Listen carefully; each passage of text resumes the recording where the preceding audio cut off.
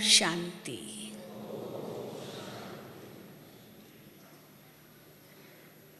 हम सभी भाई बहनें अपने आप को क्या कहलाते हैं? शिव बाबा की संतान हैं हम, ब्रह्मा बाबा की संतान हैं हम। ब्रह्मा बाबा की संतान होने के नाते शिव बाबा के पोत्रे और पोत्रियां हैं, और आत्मा के नाते से शिव बाबा के बच्चे हैं। ये इतना बड़ा निश्चय और नशा हम बच्चों को होना चाहिए कि दुनिया की सबसे बड़ी दो अथॉरिटीज़ शिव परमात्मा और ब्रह्मा पिता के हम डायरेक्ट बच्चे हैं। यह नशा तब होगा जब पहले हमें निश्चय होगा कि शिव परमात्मा ब्रह्मा तंत्र के द्वारा हमें पढ़ा रहे हैं, और यह ज्ञान जो यहाँ हम प्राप्त कर रहे हैं ये स्वयं परमात्मा का दिया हुआ सत्य ज्ञान है।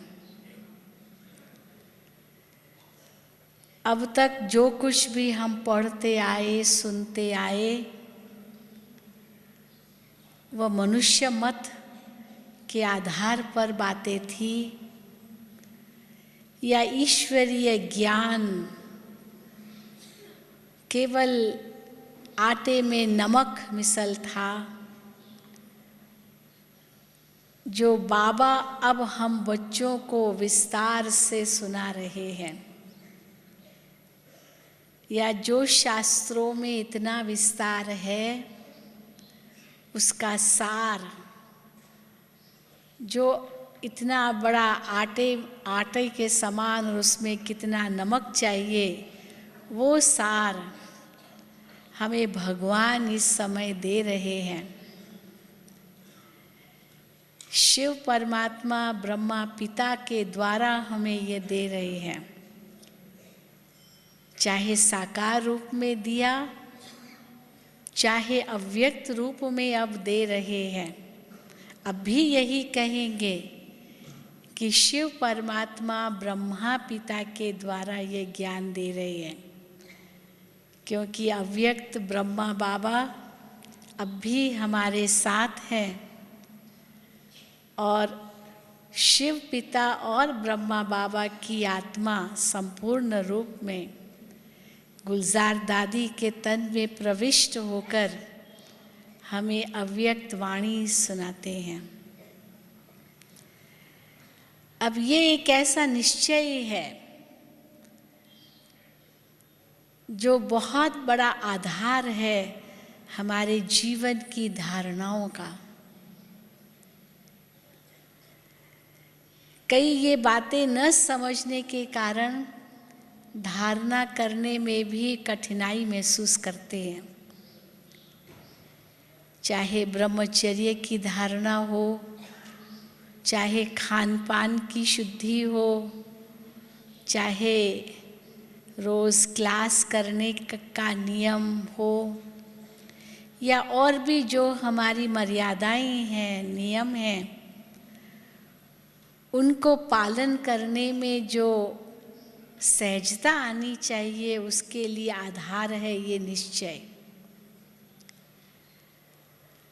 और हम ये निश्चय से कह रहे हैं कि 70 साल से परमात्मा अपना कार्य गुप्त रूप से कर रहा है, नई सतयुगी दुनिया की स्थापना करने का। आज से 70 वर्ष पूर्व निराकार ज्योति स्वरूप शिव परमात्मा ने पिताश्री ब्रह्मा बाबा के तन में प्रवेश कर हमें स्वयं की पहचान दी, अपनी पहचान दी, अपनी रचना की पहचान दी, अपने कर्तव्यों की पहचान दी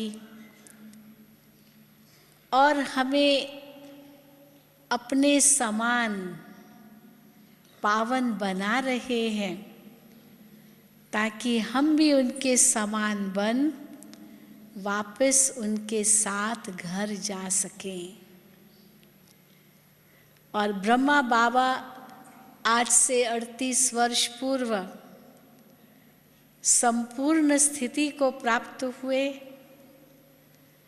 और सूक्ष्म वतन में हमारा इंतजार कर रहे हैं और समय प्रति समय शिव परमात्मा ब्रह्मा बाबा हम बच्चों से मिलने आते हैं, बच्चों का श्रृंगार करते हैं ताकि बच्चे बाप समान बनकर सब उड़ चले अपने वतन में, अर्थात भगवान हम बच्चों को लेने आए हैं।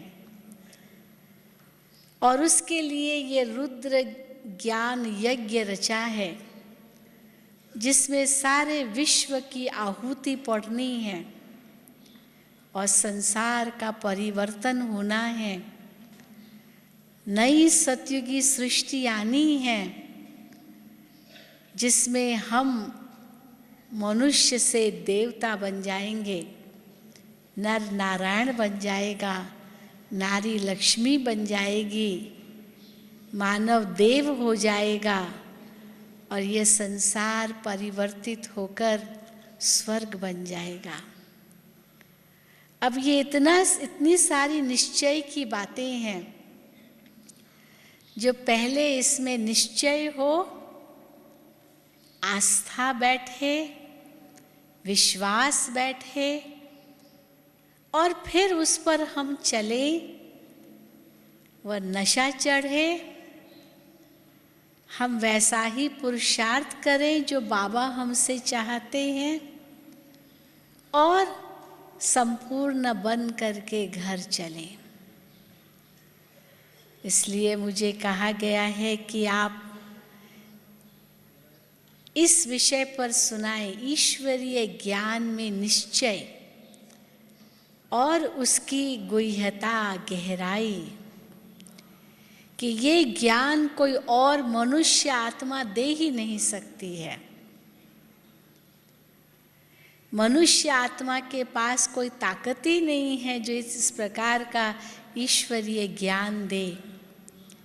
कई लोग हम लोगों को कहते हैं, आप लोग जो सुनाते हो ना, फलाना महात्मा भी ऐसे ही सुनाता है, वो गुरु भी ऐसे ही सुनाता है, वो फलाने शास्त्र में भी ऐसे ही लिखा है।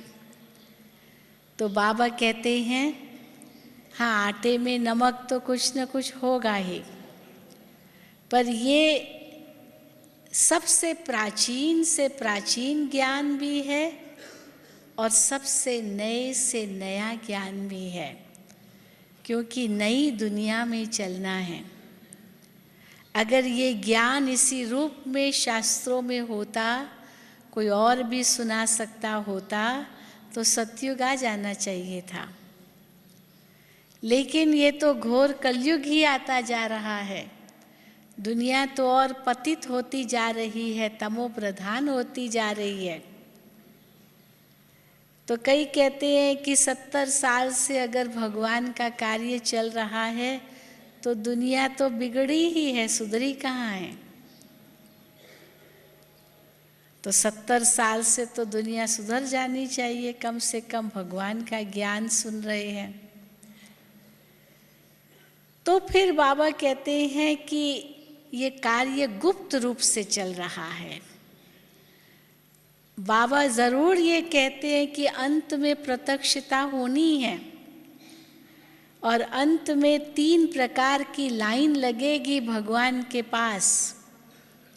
एक लाइन वो होगी जो निश्चय बुद्धि पक्के बच्चे होंगे, जिन्होंने भगवान के महावाक्यों को अपने जीवन में उतारा, संपूर्ण स्थिति को प्राप्त हुए और उस सतयुगी दुनिया में राजाई करने के लायक बने, अथवा सतयुगी दुनिया में चलने के लायक बने। क्योंकि पद तो अनेक होंगे, कोई महाराजा महारानी पद होगा, कोई राजा रानी होगा, कोई शाहूकार प्रजा होगा, कोई दास दासी भी होंगे, कई प्रकार के पद होंगे, क्योंकि राजाई भी यहीं स्थापन हो रही है। सत धर्म की तो स्थापना हो ही रही है, लेकिन राजाई भी स्थापन हो रही है, और ये ईश्वरीय परिवार भी बन रहा है, तैयार हो रहा है। जो सतयुगी दुनिया में ईश्वरीय परिवार दैवी परिवार के रूप में था, सतयुग त्रेता तक राज्य किया, फिर द्वापर युग से बिखर गया, अनेक धर्मों में बदल गया, कन्वर्ट हो गए। देवी देवता धर्म प्राय लोप हो गया, या तो हिंदू बन गए या तो अलग अलग धर्मों में कन्वर्ट हो गए। और अभी बाबा सबको वापस एक कर रहा है, जिसको बाबा ने कई बार मुरलियों में कहा है कि एक चंदन का वृक्ष बनकर तैयार हो रहा है। अनेक कल्चर्स मिक्स हो जाएंगे, वापस एक ब्राह्मण कल्चर, ब्राह्मण संस्कृति तैयार हो रही है। अनेक धर्म, जाति, भाषा, रंग, प्रांत, देश या जो कुछ भी है संस्कृतियाँ, वो सब एक ब्राह्मण संस्कृति में समा जाएंगे, अथवा यह ईश्वरीय परिवार बन जाएगा या बन रहा है। जो बाबा कहते हैं कम से कम 9 लाख तो तैयार करो, वो तो सतयुग के आदि की प्रजा होगी और रॉयल फैमिली होगी, कम से कम 16,108 तो रॉयल फैमिली के होंगे, वो इतने वारिस तैयार करो। और 8 तो संपूर्ण होंगे जो विश्व महाराजन के रूप में होंगे। तो मानो कि राजाई भी स्थापन हो रही है, धर्म भी स्थापन हो रहा है, और एक दैवी परिवार भी स्थापन हो रहा है, और ये भगवान का कार्य गुप्त रूप में चल रहा है। कई कहते हैं हम कैसे माने, भगवान आया है, ऐसे कैसे हो सकता है? पर भगवान के महावाक्य है कि जब जब संसार में धर्म ग्लानि होती है तब तब मैं आता हूँ और अधर्म का नाश कर सद्धर्म की स्थापना करता हूँ। तो अनेक अधर्म तो सामने खड़े हैं, एक सत धर्म कहाँ है जो भगवान स्थापन करते हैं? अब वो गुप्त रूप में स्थापन हो रहा है। बाकी जो भी धर्म आए या जो भी मठ पंथ समाज इज्म कल्चर, ये जो भी है वो सब इस झाड़ के की शाखाएं हैं, वो तो बढ़ती जा रही है। शाखाओं की उपशाखाएं, उनकी उपशाखाएं, उनकी उपशाखाएं, और जैसे उपशाखाएं बढ़ती जाती है वैसे वैसे झाड़ कमज़ोर होता जाता है। लेकिन अब वो बीज वापस आकर के नए झाड़ का कलम लगा रहा है, और उस थुड़ में हम बैठे हैं और तपस्या कर रहे हैं नए झाड़ का निर्माण करने के लिए। तो थुड़ तो गुप्त होता है, दिखाई नहीं देता, लेकिन पवित्रता के बल से और जो बाबा ने नियम मर्यादाएं दी है, ये सब हमारे लिए ऐसा स्ट्रॉन्ग फाउंडेशन है, आधार है, जिसके बलबूते पर हम नए झाड़ का कलम लगा रहे हैं। तो कई कहते हम कैसे माने, परमात्मा आ गया है ब्रह्मा तन में, और क्या यही तन मिला उनको, और कोई तन नहीं मिला? तो बाबा कई बार हंसी में कहते हैं, मुरलियों में आता है कि अच्छा जिस भी तन में आएंगे तो वही प्रश्न उठेगा, इस तन में क्यों और कोई तन नहीं मिला? तो जिस तन में आते हैं उनका नाम रखते हैं प्रजापिता ब्रह्मा, क्योंकि ब्रह्मा के द्वारा ही उनको सृष्टि रचनी है। और ये वही आत्मा है जो श्री कृष्ण की आत्मा 84 जन्म लेकर के अपने अंतिम जन्म में है।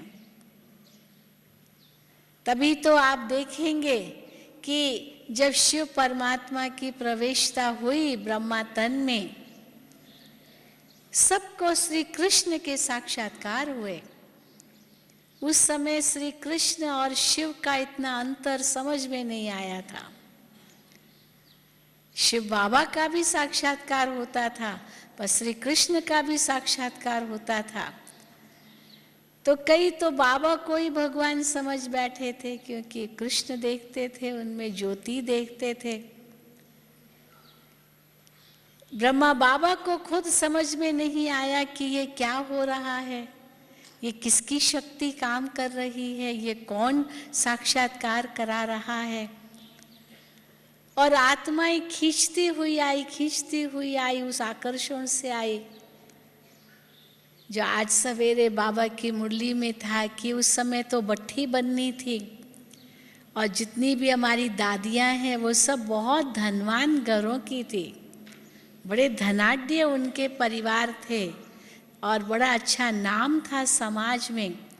बाबा का भी बहुत अच्छा नाम था समाज में। और उस समय एक धक से सब समर्पित हो गए। एक ऐसी क्रांतिकारी बात हो गई उस समय हैदराबाद सिंध में। और फिर कैसे इन दादियों को सशक्त करने के लिए 14 साल की भट्ठी बनी, जिसमें सब तरफ से अपने आप को न्यारा बनाकर 14 साल तपस्या की इन दादियों ने। और उसी के बलबूते पर देखो इतना बड़ा आज कार्य चल रहा है। हालांकि दादियाँ यही कहती, हम तो कुछ नहीं करते, सब बाबा कराता है। बाबा भी कहते हैं कि है तो ये ईश्वर का कार्य, पर निमित्त तो किसको बनाना पड़ता है साकार में। तो इसीलिए ये निमित्त मात्र साकार में है, लेकिन कार्य तो भगवान का चल रहा है। जैसे रीढ़ की हड्डी दिखाई नहीं देती है, परंतु वो रीढ़ की हड्डी न हो तो हम ऐसे बैठ भी न सके, खड़े भी न हो सके, चल भी न सके। तो वो रीढ़ की हड्डी गुप्त होती है, पर वही शक्ति का रूप है जो शरीर को चलाती है। तो शिव बाबा गुप्त रूप में ये कार्य कर रहे हैं। और बाबा ये भी कहते हैं कि बच्चों का तन मन धन इस कार्य में स्वाहा होता है, तब ही नई दुनिया आती है। कई बार बाबा मिसाल देते हैं कि महात्मा गांधी को जिन्होंने मदद किया स्वतंत्रता की लड़ाई में, वे ही तो जब भारत स्वतंत्र हुआ, गणतंत्र हुआ, वही फिर मिनिस्टर्स बन गए, प्राइम मिनिस्टर बन गया, या जो भी पार्लियामेंट सेट हुई, वो सब फ्रीडम फाइटर्स ही थे, जिन्होंने स्वतंत्रता की लड़ाई में सहयोग दिया, जिन्होंने अपने तन मन धन से सहयोग दिया महात्मा गांधी को, उन्होंने ही राज्य किया। उस समय तो वही था ना।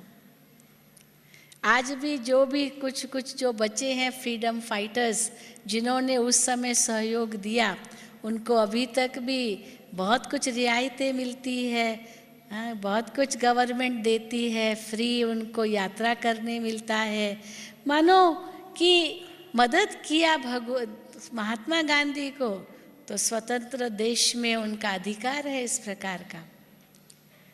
तो जो भगवान को मदद करेंगे, बताइए उनको कितना अधिकार मिलेगा। हाँ, सोचने की बात है।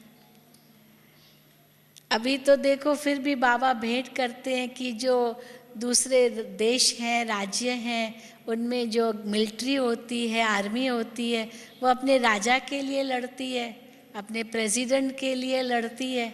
वो खुद तो राज्य नहीं करते हैं, अपने प्रेसिडेंट के लिए, राजा के लिए वो मर मिटते हैं, परंतु यहाँ हमारी लड़ाई विकारों के साथ है। और इस लड़ाई में जो विजयी होंगे वो स्वयं राजा बनेंगे। वो तो फिर भी राजा के लिए लड़ते हैं, फिर भी वो प्रजा में ही आएंगे, वो जाके राजा थोड़ी बनेंगे। पर यहाँ जो माया से लड़ते हैं वो राजाई कुल में आएंगे अगर विजय प्राप्त की तो।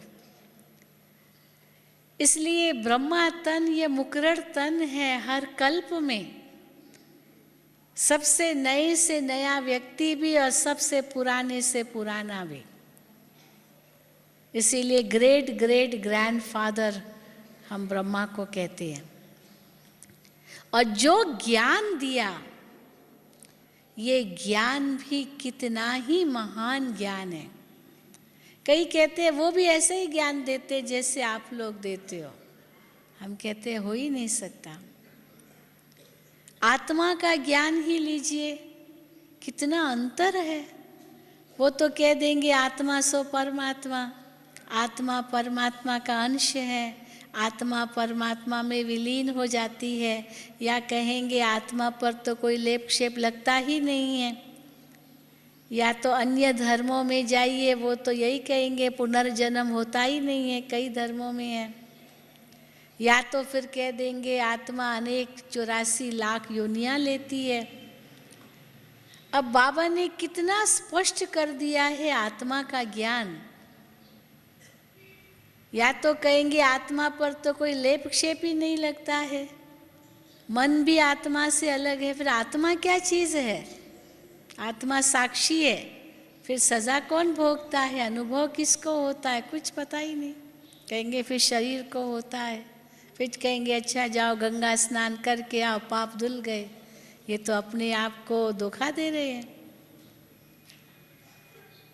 तो बाबा कहते हैं कि आत्मा का ज्ञान इस समय कितना स्पष्ट कर रहे हैं बाबा, कितनी गहराई दे रहे हैं कि आत्मा इतनी छोटी सी बिंदी और इतना बड़ा पाठ, 84 जन्मों का पाठ।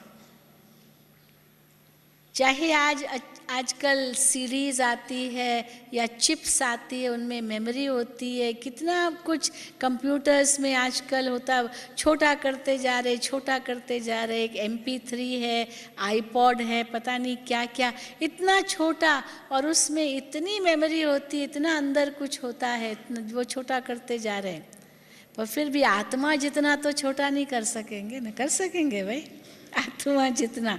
और उसमें 84 जन्मों का पाठ, इतना भरा पाठ, एक जन्म का ही कितना बड़ा पाठ है, तो 84 जन्मों का कितना बड़ा पाठ कैसे वो बिंदी में समाया हुआ है।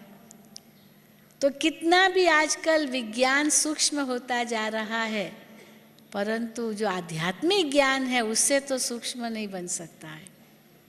लेकिन कुछ तो कंपैरिजन है। कहीं कहेंगे इतनी छोटी सी आत्मा, उसमें इतना पाठ कैसे होगा? हम कहते हैं विज्ञान का उदाहरण ले लो, इतना छोटा, उसमें इतनी मेमोरी, तो आत्मा में क्यों नहीं हो सकती है? नहीं हो सकती है। हाँ भाई, हो सकती है, नहीं हो सकती है? क्यों नहीं हो सकती है? तो इसीलिए आत्मा हूँ और वो मैं हूँ। मेरे अंदर इतना बड़ा पाठ भरा हुआ है, उसका भी इतना बड़ा नशा हो। जैसे हम देखते हैं आजकल सब जितने भी एक्टर्स हैं, सब एक्टरों में जो नंबर 1 एक्टर भाई अमिताभ बच्चन, क्या उसका नशा है? दुनिया में उसको इतना इनाम मिल रहे हैं, सबसे बढ़िया एक्टर है। जो भी एक्टिंग दे दो सब से अच्छी बजा सकता है, चाहे बेटे की, चाहे बाप की, चाहे पति की, या विलियन की भी, हाँ खलनायक की भी बजा सकता है, जो भी दे दो, चाहे हीरो की। तो आत्मा भी तो कितना बड़ा हीरो है। हर एक आत्मा एक बड़ा हीरो है, परंतु उस हीरो में इतना बड़ा पार्ट है, ये निश्चय हो मुझे, उसके लिए उसका मनन चिंतन चाहिए और ये अनुभूति बढ़े कि सचमुच मैं आत्मा कितनी महान हूँ। खाली उन एक्टरों को देख करके हम उन पर फिदा नहीं होते।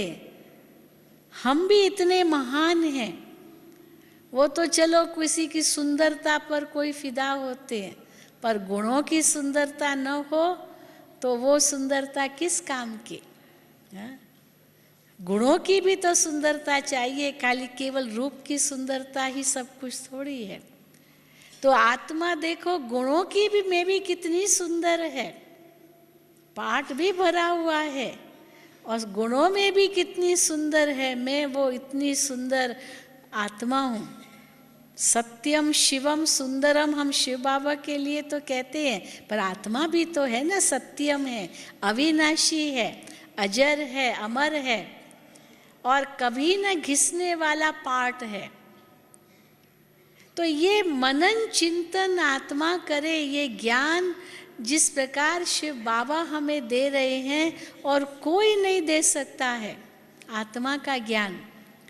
मुझे याद है एक बार यहाँ हम लोगों ने एक प्रतियोगिता रखी थी, कंपटीशन, गीता का भगवान कौन, और उस कंपटीशन में बहुत प्राइजेस रखी थी। तो एक भाई पूना के थे, अभी तो शरीर छोड़ा उन्होंने, बहुत बड़े स्कॉलर थे और संस्कृत कॉलेज के भी वो प्रिंसिपल रहे थे, बहुत शास्त्र पढ़ डाले थे। तो उनके पास भी ये बात आई कि भाई आप ये प्रतियोगिता में भाग लीजिए। गीता पर ही कुछ था प्रतियोगिता में। तो उसने कहा कि पहले मैं कुछ लिखूं, उसके पहले मैं जाकर के संस्था में देखूं कि आखिर ये लोग सुनाते क्या हैं। तो वो आया, पूना के हमारे सेंटर पर आया, वीरकर उनका नाम था। तो जैसे वो आया, अब 50 साल से उसने शास्त्र पढ़े थे, काफ़ी बड़ी उम्र थी, 70 साल से ऊपर उस समय उम्र थी।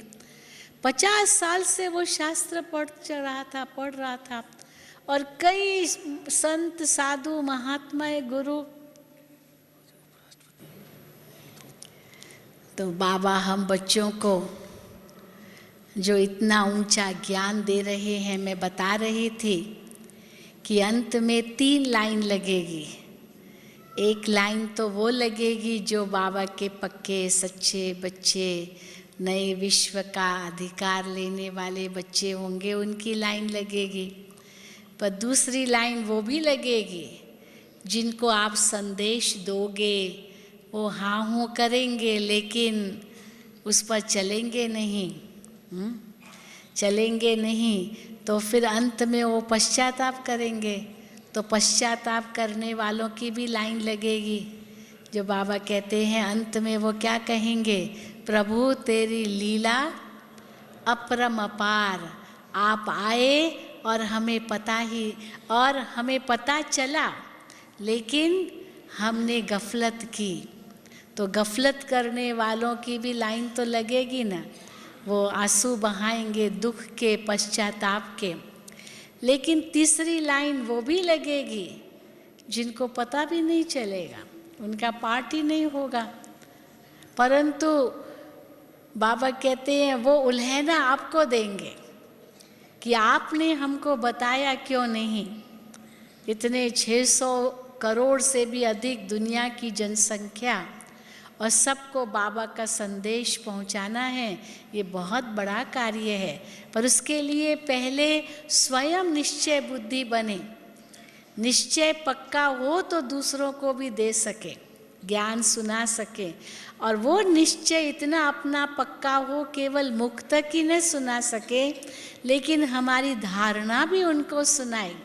जो बाबा कहते हैं कि अंत में इतना ज्ञान सुनाने का नहीं रहेगा, लेकिन आपकी दृष्टि, आपकी वृत्ति, आपकी भावनाएं, आपके वाइब्रेशंस यही काम करेंगे। आपकी मनसा, वाचा इतनी नहीं काम करेगी जितनी ये सभी काम करेंगी, क्योंकि इनका प्रभाव ज़्यादा पड़ेगा। तो वो हमारे व्यवहार में दिखाई दे, उसके लिए हम उस ज्ञान को अपने स्वरूप में लाएं। जो बाबा कहते हैं अनुभवी मूर्त बनो, स्वरूप बनो। नहीं तो ज्ञान तो दुनिया में बहुत सुनाते हैं, इतने अच्छे अच्छे भाषण करते हैं, मैनेजमेंट गुरुज क्या भाषण करते हैं, एक एक भाषण का उनको कितना हज़ारों रुपया मिलता है। तो कई भाषा में प्रवीण होते हैं, बहुत सुंदर सुंदर शब्द उच्चारण करते हैं, या श्लोक उच्चारण करते हैं, या दोहे बताएंगे, या कविता सुना देंगे, बहुत कुछ कर लेंगे, परंतु बाबा कहते हैं वो सब कनरस हो जाता है। वाह वाह वाह वाह के गीत लोग गाएंगे, पर केवल कनरस न हो, उनके अंदर तक पहुँचे और वो भी अपना जीवन बदल दे। पर उसके लिए हमें उसका स्वरूप बनना होगा। तो ज्ञान का मैं स्वरूप कहाँ तक हूँ? आत्मा का ज्ञान जो मुझे प्राप्त हुआ है, उस ज्ञान से मेरी दृष्टि इतनी पवित्र बनी है, जो मैं किसको भी देखूं उसको भी आत्मा रूप में ही देखूं। जो बाबा कई बार कहते हैं कि आत्मा ही दिखाई दे और कोई दिखाई न दे, क्योंकि ये आत्मा का ज्ञान इतना ऊंचा है जो मनुष्य के लिए वो आईना का रूप है। मैं बता रही थी उस भाई की बात, तो वो जब पूना में आया सेंटर पर, तो एक छोटी सी कुमारी 15 साल की बालिका, उसने उसको वहाँ जो मीरा सोसाइटी में म्यूज़ियम है वहाँ उसको ले गई चित्र समझाने के लिए। तो आत्मा के चित्र पर जब पहुंची तो बता दिया बड़ा सहज, आत्मा क्या है, एक ज्योति बिंदु है, मन बुद्धि संस्कार है, आत्मा शरीर में प्रवेश करती है तो जीव आत्मा कहलाती है, आत्मा यहाँ भ्रिकुटी में रहती है, शरीर मोटर है, जैसे वो चित्र है। तो 2 मिनट में समझा दिया, लेकिन वो जो उसने समझा उसकी तो आंखें खुल गई और कहे कि अच्छा, आत्मा का ऐसा ज्ञान हमें दे रही है। मैं तो 50 साल से शास्त्र ढूंढ डाले, किताबें पढ़ डाली, गुरुओं से पूछा कि आखिर आत्मा है क्या चीज़, पर किसी ने भी मुझे सही रूप से आत्मा का परिचय नहीं दिया। बस निर्लेप है, निर्लेप, पर क्या चीज़ है वो निर्लेप? क्यों? अगर है तो ज़रूर उसका कोई कार्य होगा ना। निर्लेप निर्लेप कहने से क्या कार्य सिद्ध होता है? तो इसीलिए उसको जो भी जहाँ सुनता तो कभी उसको सेटिस्फैक्शन नहीं होती थी। और जब यहाँ आया, उसको एक छोटी सी कुमारी ने आत्मा का ज्ञान दिया, कहता है मेरी तो आंखें खुल गई। फिर तो उसने खूब स्टडी किया, सारी किताबें पढ़ी, जगदीश भाई से मिला, बहुत कुछ, और उसके बाद उसने लिखना शुरू किया तो उसको फर्स्ट प्राइज़ मिली। उस कंपटीशन में फर्स्ट प्राइज़ मिली थी। फिर उसको मधुबन में बुलाया था कि उसको इनाम दिया था। फिर उसने कहा, उसको बताया कि कैसे अव्यक्त बाप दादा आते हैं। तब उसने उसका, मैं उस पर रिसर्च करूँगा कि अव्यक्त वाणियाँ जो है ये कितनी महान वाणियाँ हैं। इन अव्यक्त वाणियों में कितनी ज्ञान की गहराई है। अगर यही हम अपने जीवन में धारण कर ले, इनफ, शास्त्रों को पढ़ने की कोई ज़रूरत ही नहीं है। वो तो बहुत विस्तार है और कितना तो असार है। जो आवश्यकता है इस समय की मांग अनुसार, वो हमारी जो बाबा अव्यक्त वाणियाँ जो सुनाते हैं, परंतु उनका जो फाउंडेशन है वो तो साकार वाणियाँ हैं, जो शिव परमात्मा ने ब्रह्मा पिता के द्वारा सुनाई। और अव्यक्त वाणी भी हम कहेंगे शिव पिता ब्रह्मा पिता के द्वारा ही अव्यक्त रूप में सुना रहे हैं। गुलजार दादी तो केवल एक माध्यम है। तो आत्मा का ज्ञान, फिर परमात्मा का ज्ञान, आज तक सचमुच कोई भी नहीं बता सका ईश्वर कौन है। कोई नहीं बता सकता, जितने मुख उतनी बातें। फिर कह देंगे अच्छा किसको भी याद कर लो, आप कृष्ण के भक्त तो कृष्ण को याद करो, राम के भक्त तो राम को याद कर लो, हनुमान के भक्त तो हनुमान को याद कर लो, जो भी आपका इष्ट है आप उनको याद कर लो। अब यहाँ कहते नहीं, भले इष्ट अनेक हैं, वो तो इष्ट आप ही बनते हो, आप ही वो इष्ट हो, ये आपकी ही यादगार है। आप ही इतने ऊंचे थे, आप ही पूज्य बनते हो द्वापर युग से, लेकिन बनाया किसने? वो तो केवल एक ही है, परमात्मा केवल एक है। और वो ज्योति स्वरूप है, वो सदा शिव है, वो परम धाम का वासी है और हमें भी वहाँ ही जाना है, वो लेने आया है। ये इतनी सत्य ज्ञान की गहराई है। अगर सचमुच ये निश्चय बैठ जाए तो बुद्धि और कहाँ भटके ही नहीं। अभी जो बुद्धि भटकती है इसमें उसमें, व्यक्ति वस्तु वैभवों में, सचमुच बिल्कुल बंद हो जाए भटकना। अरे 2 युग से जिसको हम पुकार रहे थे, बुला रहे थे, वो आ गया है इस धरती पर और वो अपनी पहचान देकर हमें कह रहा है, बच्चे अब मुझे याद करो, बच्चे मुझे याद करो। कई बार भाई बहनें कहते बस बाबा के साकार में यही तो आता है, बच्चे मुझे याद करो, मुझे याद करो। तो मुरली में यही तो सार होता है, बच्चे मुझे याद करो। हाँ? सार तो यही होगा ना, जीवन का सार ही यही है, जीवन का भी सार यही है कि हमको अपने मन को ईश्वर में लगाना है। भाई ने क्या बताया, सेल्फ रियलाइजेशन के बाद गॉड रियलाइजेशन, उससे ही तो मिलना है। तो तात्कालीन लक्ष्य तो वही है, परमात्मा से मिलन। परंतु उस मिलन से क्या प्राप्ति होनी है ये भी किसी को पता नहीं। मिलन ही सबसे ऊंची प्राप्ति नहीं है, वो तो हमारा बाप है। पिता से मिलना कौन सी बड़ी बात है।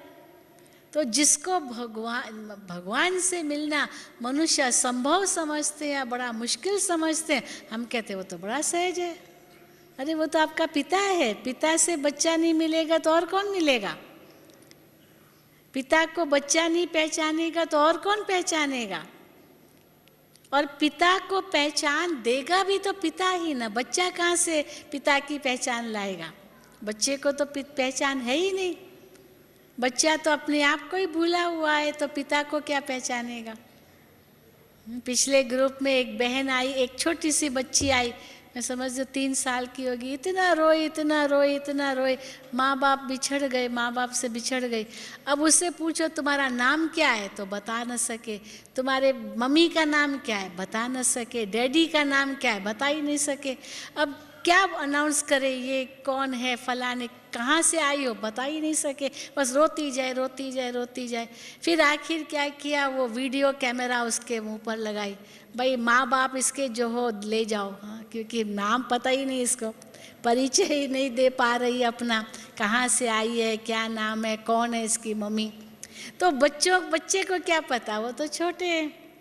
तो माता पिता ही उनको ढूंढ निकालेगी ना, बच्चा कहाँ ढूंढ निकालेगा अपने माता पिता को। तो हम बच्चे भी तो बिछड़ गए भगवान से, खुद को ही भूल गए, तो ईश्वर को कहाँ पहचानेंगे। अगर वो गुप्त रूप में आता भी है तो भी उसको पहचान नहीं सकते, ठीक है ना। तो इसीलिए परमात्मा अभी हमें क्या कहते हैं, शिव बाबा क्या कहते हैं, परमात्मा भी हम नहीं कहते। जैसे परमात्मा शब्द बहुत दूर का लगता है, बाबा, हाँ, परम पिता, बाबा कहते ऐसे भी नहीं, हे प्रभु, हे ईश्वर, हे भगवान, ये भी शब्द नहीं कहो, ये भी बहुत दूर का लगता है, जैसे कि पता नहीं वो कोई गैर है। पर वो मेरा ही पिता है। और दिल से कहो बाबा, तो बाबा माना सब खजानों की चाबी आपके पास, सचमुच ये अनुभव कर सकते हो। और ये निश्चय हो, पक्का निश्चय। देखो दुनिया में तो केवल सर्वव्यापी का ज्ञान दे दिया, भाई भगवान कहाँ है, सर्वव्यापी है, सब जगह है। अच्छा क्या कर रहा है सब जगह, कुछ पता नहीं। कितने मतांतर है, क्या कर रहा है भगवान सब जगह रहकर, तो भी अनेक मतें हैं। कोई कहेगा वही तो सब कुछ कर रहा है, अरे वही सब कुछ कर रहा है, फिर चोर भी वही, पुलिस भी वही, वकील भी वही, जज भी वो, हाँ सब वही। क्या 1 मैन शो है क्या, एक ही सब कुछ कर रहा है। फिर सज़ा भी अगर वही करे तो सज़ा भी वही भोगे ना, फिर हम क्यों भोगे, हाँ वही कर रहा है तो फिर हम भी वही, हाँ फिर चोर भी भगवान, सब भगवान ही भगवान। तो ये बात समझ में नहीं आती है, वही कर रहा है। फिर कई कहते नहीं भगवान कुछ नहीं करता, वो तो केवल साक्षी है, वो तो देखता है हर एक क्या कर रहा है, क्योंकि उनको सज़ा देनी है, उनको उसका फल देना है, तो देखेगा तभी तो फल देगा। तो हम कहते हैं देखेगा तभी फल देगा, इसलिए वहाँ उसको होना ज़रूरी है, तब तो देखेगा क्या कर रहा है। लेकिन वहाँ हो और तब देखे और फिर फल दे, ये कौन सी बड़ी बात है। कोई व्यक्ति सामने है, एविडेंस है, विटनेस है, साक्षी है, उससे देखा तो चलो बताया, परंतु बिना किसी के देखे बताए भी पकड़ लेते हैं चोरों को। जिसने देखा भी नहीं तो भी पकड़ लेते हैं, खूनियों को पकड़ लेते हैं। कैसे पकड़ते हैं? कई उनको सबूत मिलते हैं, खाली व्यक्ति का सबूत थोड़ी होता है। तो भगवान देखे और फिर हमें सजा दे, ये कौन सी बड़ी बात है। उनसे तो इंसान ज़्यादा होशियार है, बिना देखे पकड़ लेते लेकिन परमात्मा तो सब कुछ जानता है पहले से ही, वहाँ उपस्थित हो और फिर देखे। फिर कोई कहेगा वो तो सबके अंदर में है, सबके दिलों को जानता है। अब बाबा कहते मैं सबके दिलों को जानकर क्या करूँगा, पता है सबके मन में क्या है, विकार ही घूम रहे हैं, क्या मैं एक एक का जानकर करूँगा, मुझे क्या पड़ी है। और जो करेगा वो तो भरेगा, ये तो ऑटोमेटिक मिशनरी है। लेकिन परमात्मा का कर्तव्य क्या है? सारी सृष्टि का परिवर्तन करना, पतितों को पावन बनाना, ये बहुत बड़ा कर्तव्य है। तो सारे विश्व को भगवान का संदेश मिलना है और सारे विश्व की आत्माओं को आना है यहाँ।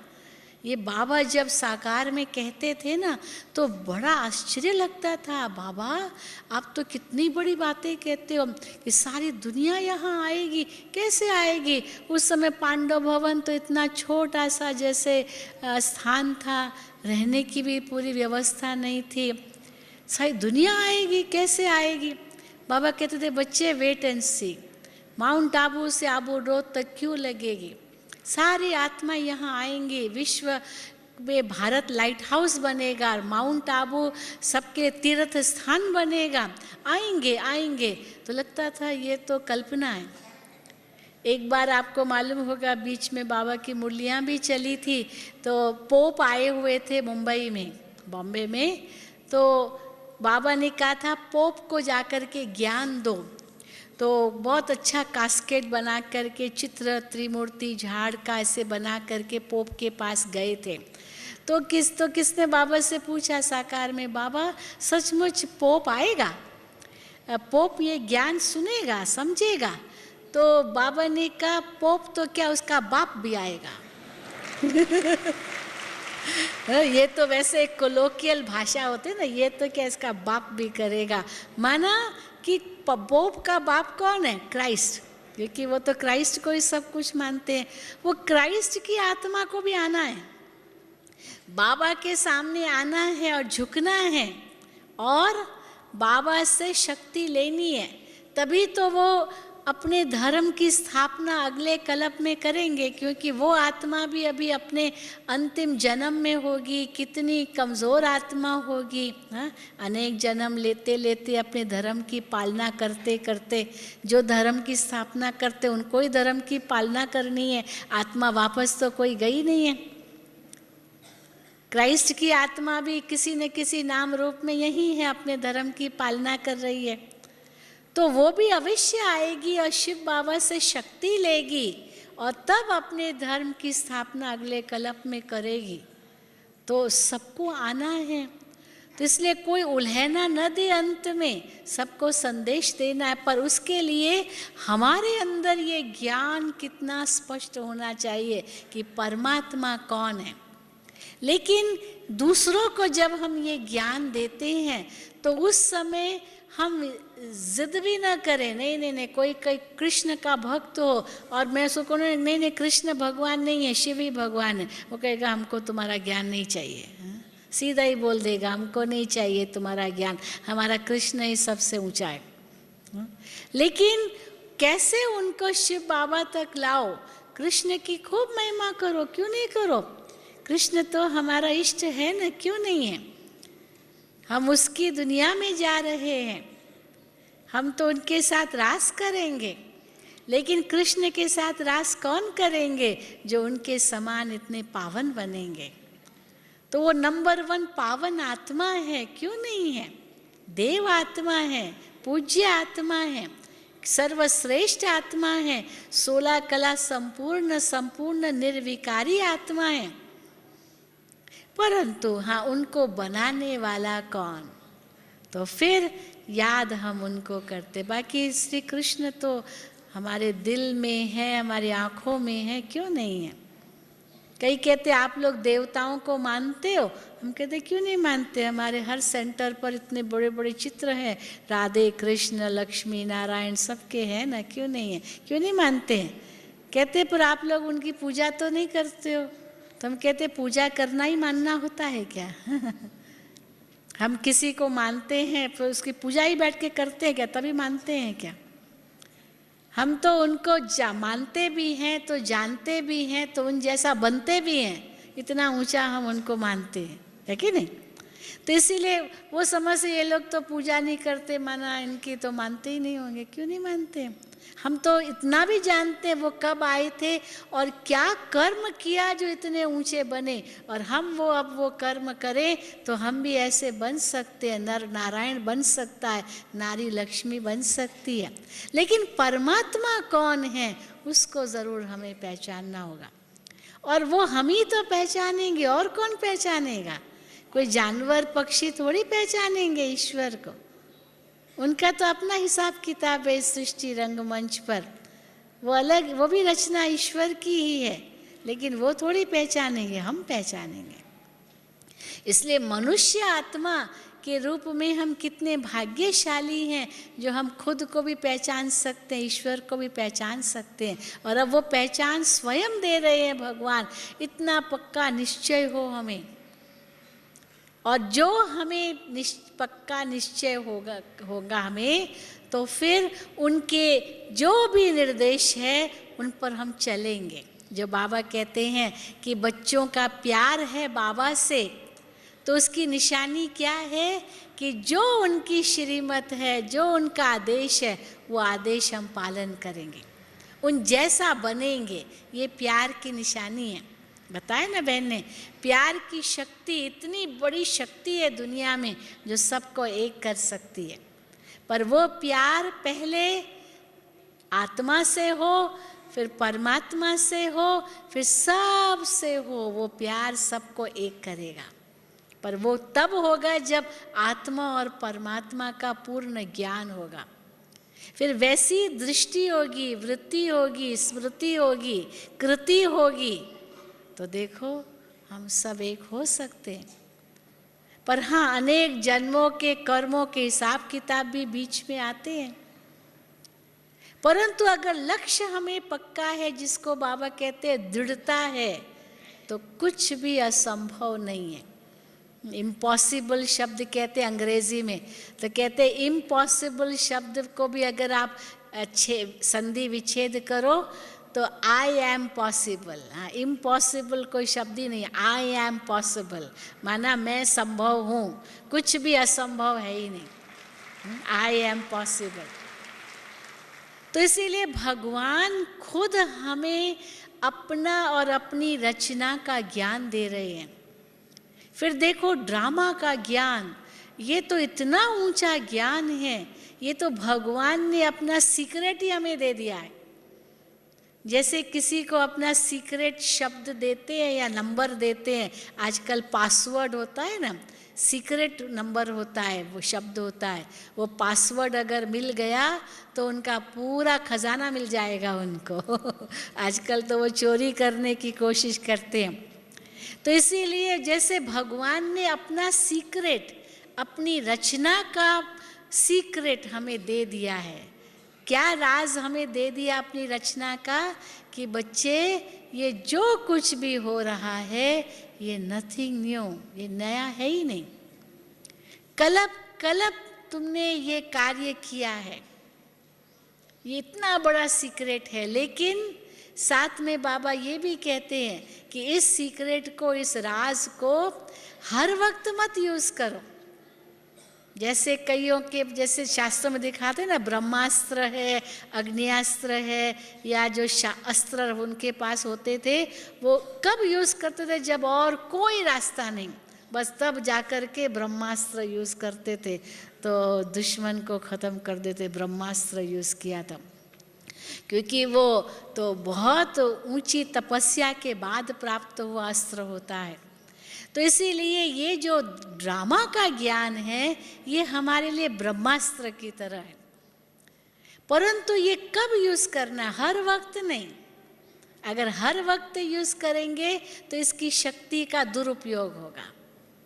जैसे देखो चाकू उठाते हैं, अगर चाकू उठा करके हम कोई भी चीज़ काटना चाहते हैं, परंतु कैसे पकड़ना होता है चाकू, अगर उल्टा पकड़ लिया तो क्या होगा, वो चीज़ को काटने की बजाय हमारी उंगली को ही काट लेगा चाकू, क्योंकि धार तो एक ही तरफ है, दोनों तरफ तो धार नहीं है।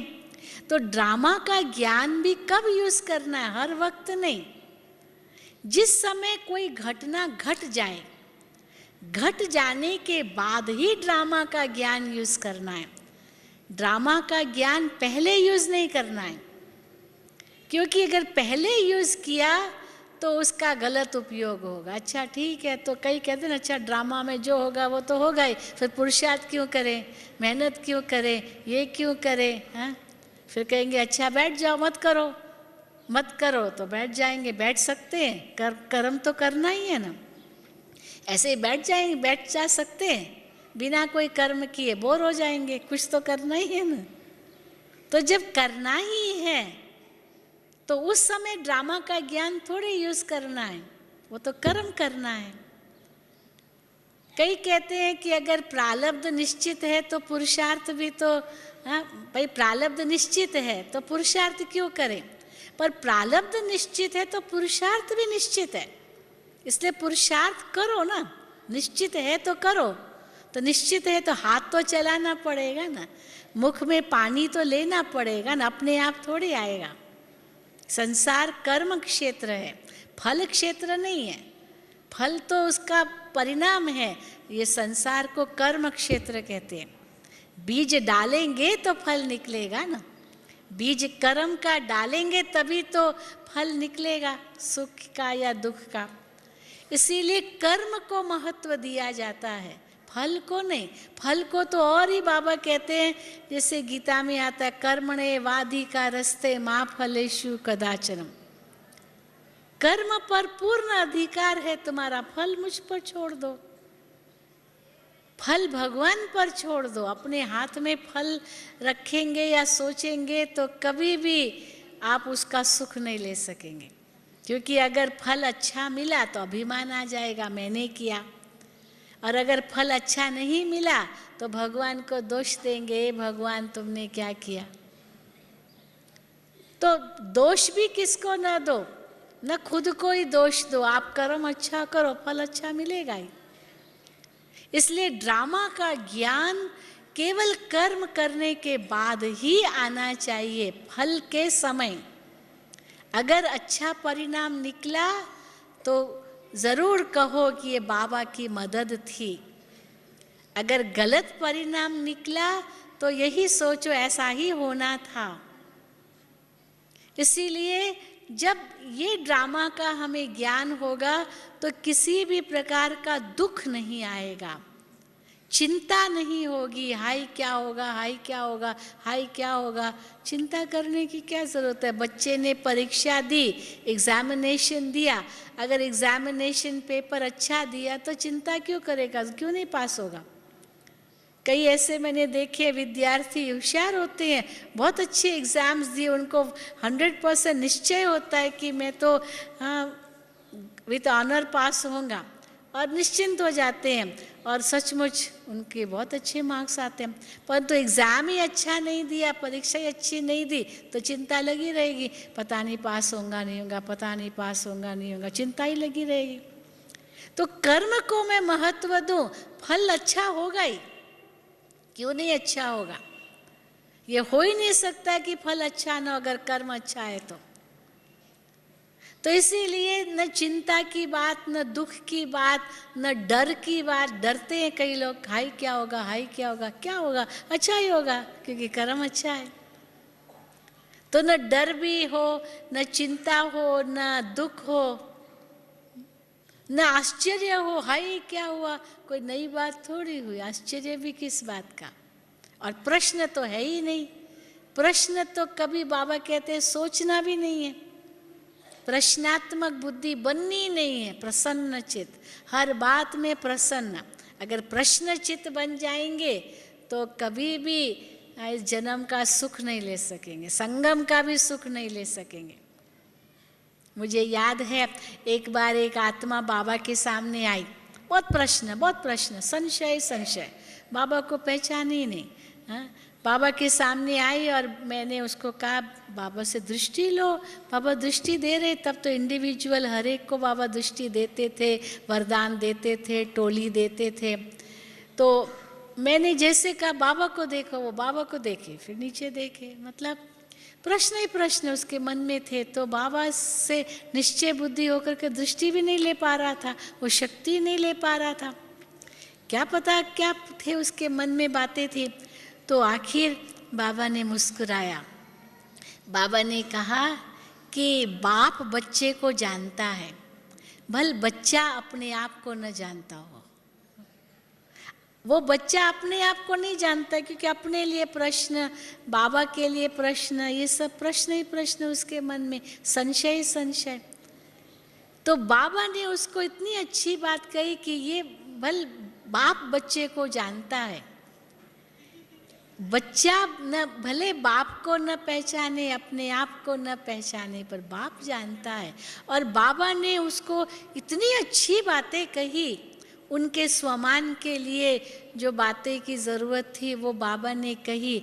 और सचमुच उसका तो हाँ, जो उसके मन में थी ना बात, वही बाबा ने उसको जवाब दे दिया। उसका वो शब्द याद नहीं है, लेकिन जब बाबा ने उसको वही बात उसके मन की कही, तब उसको एकदम से निश्चय हो गया कि ये कोई हाँ ऐसा वैसा नहीं है, ये भगवान ही बोल सकता है, कोई मनुष्य आत्मा नहीं कह सकती है, ये गुलजार दादी नहीं बोल रही है, ये तो परमात्मा की शक्ति है। तो देखिए कि कैसे शिव बाबा हम बच्चों के कल्याणकारी है, वो जानते हैं कि हम आत्माओं का कल्याण किस में है। कई भाई बहनें सोचते हैं ये हम नियम नहीं पालन कर सकते, ये नहीं कर सकते, वो नहीं कर सकते हैं, ये अपनी कमज़ोरी है। जो पिछले मुरली में बाबा ने कहा ना, आलस्य, अलबेलापन और बहानेबाजी, तो बहाने बहुत देते हैं, अपनी कमज़ोरी है। परंतु हम ये भूल जाते हैं कि भगवान हमसे क्या चाहते हैं। बस वो सदा अगर हमारी बुद्धि में हो और हमें वो करना है, क्योंकि बाबा का इतना प्यार है हमारे लिए, हमारा भी इतना प्यार बाबा के लिए है, तो जो बाबा कहें मुझे करना ही है, हर हालत में करना है। ये है निश्चय बुद्धि और नशे में रहने वाली आत्माओं की निशानी। हाँ, जोश के साथ होश भी हो, किस समय क्या करना है, आगे पीछे सोच करके, समझ करके, दूरांदेशी बुद्धि रख करके हमें जो कार्य बाबा ने दिया है वो करना है। तो देखो ये जन्म तो सफल हो ही गया, समझ लो। अभी भी अगर प्राण छूटे तो भी आत्मा बहुत कुछ अच्छे कर्म अपने साथ लेके जाएगी, और अगर अंत तक रहे तो बहुत कुछ देखेंगे। तो यही लक्ष्य रखें कि हम अंत तक रहें, संपूर्ण बने, संपूर्ण बन करके बाबा के साथ घर चलें। पर अभी भी तैयार हैं, बाबा कब भी बुलाए। तो इसलिए एवर रेडी का भी पाठ पक्का करना है, पर साथ साथ हर कर्म में सावधान भी रहना है।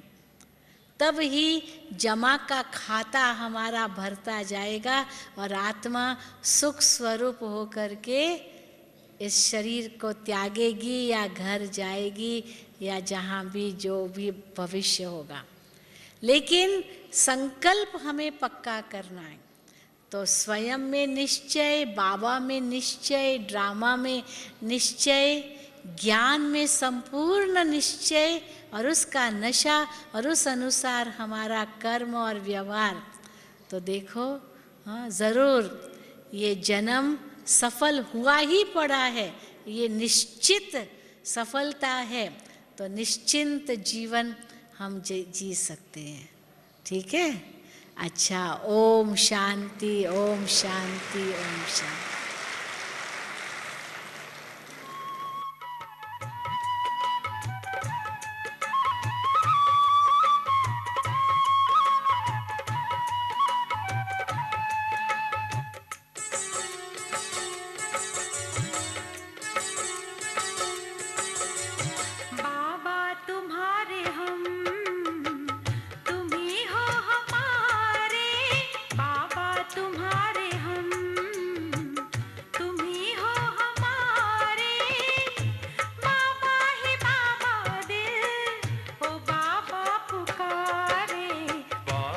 तुम्हारे हम, तुम ही हो हमारे, बाबा ही बाबा दिल, ओ बाबा पुकारे, बाबा तुम्हारे हम।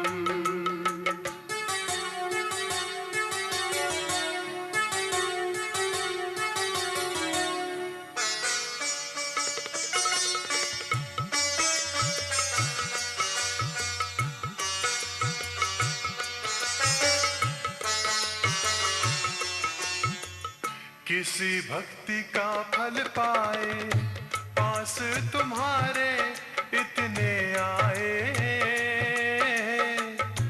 तेरे सिवा कोई नजर न आए। किसी भक्ति का फल पाए, पास तुम्हारे इतने